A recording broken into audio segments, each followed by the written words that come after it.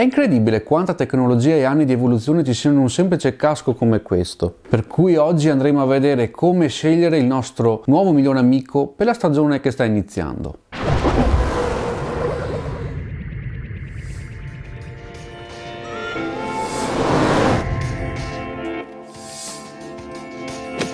Ciao a tutti e benvenuti in questo nuovo video, dove andremo a vedere come scegliere il nostro nuovo casco per la stagione 2022 che sta per iniziare.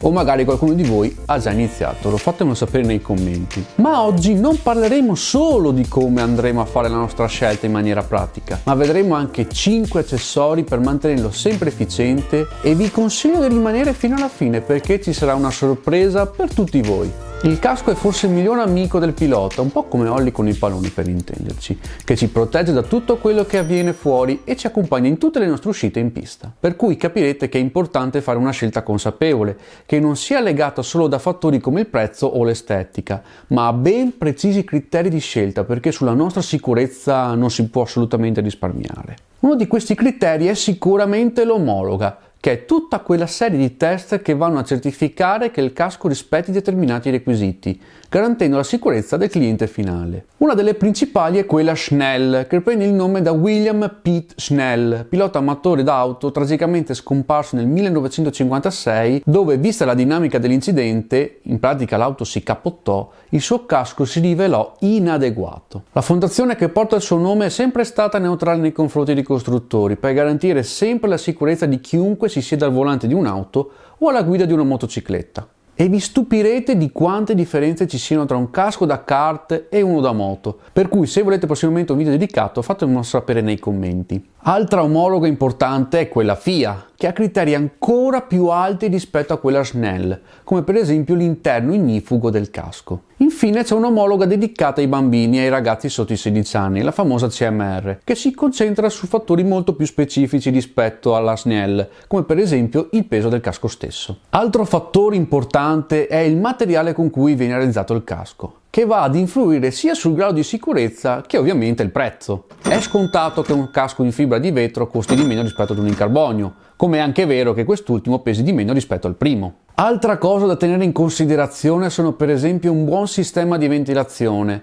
per evitare di ritrovarsi con la visiera appannata, come è successo al sottoscritto a Cremona sotto l'acqua e sappiamo come è andata a finire. E gli accessori come per esempio gli attacchi ANS, le visiere e tutto quello che può servire per rendere migliore il nostro casco. E a proposito di accessori ve ne voglio consigliare 5 per mantenere sempre in ordine il vostro casco e renderlo unico. Partiamo dagli spoiler, sia anteriore che posteriore, che hanno più un valore estetico aggiunto che una funzione aerodinamica ben precisa, viste le basse velocità che si raggiungono in kart. Una cosa che unisce estetica e funzione è sicuramente la visiera. Ce ne sono di diversi tipi, principalmente quelle più chiare per condizioni di poca luce, mentre quelle più scure per quando il sole picchia più forte. Ovviamente in questo senso serve pure un bel kit di pulizia, che vi consiglio di comporre con un panno di microfibra per non andare a graffiare la visiera, poi uno spray per interni del casco, così da evitare la classica puzza da cagnon, come diciamo noi in Veneto, e evitare un invecchiamento precoce a causa del sudore. E infine una bella combo di spray detergente per visiere e il sempre fidato Rain X, che è una mano santa in caso di pioggia.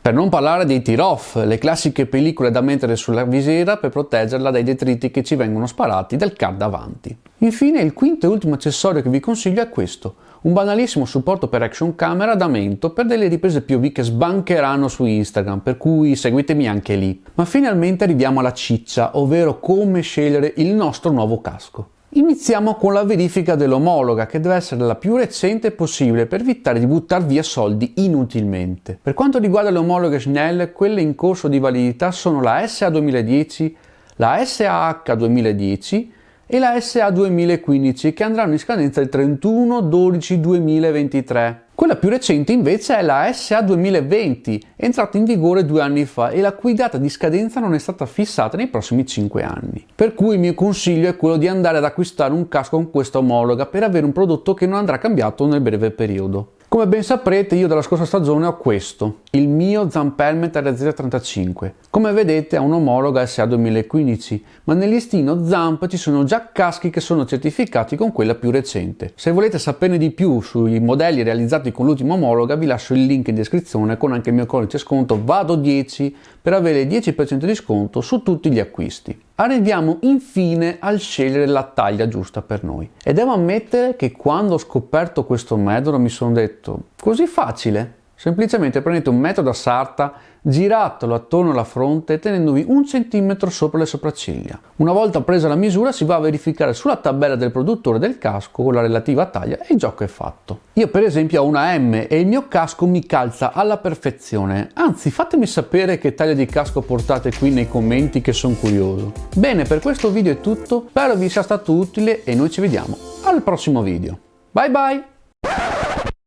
Pensavate voi che il video finisse così? Ma come ho detto all'inizio c'è una sorpresa per tutti voi che siete rimasti qui fino alla fine. Ma per scoprire di cosa si tratta fiondatevi tutti sul mio profilo Instagram per scoprire che cosa ho in serbo per voi. Adesso sì che per questo video è veramente tutto, giù tutto e ci vediamo a lunedì prossimo.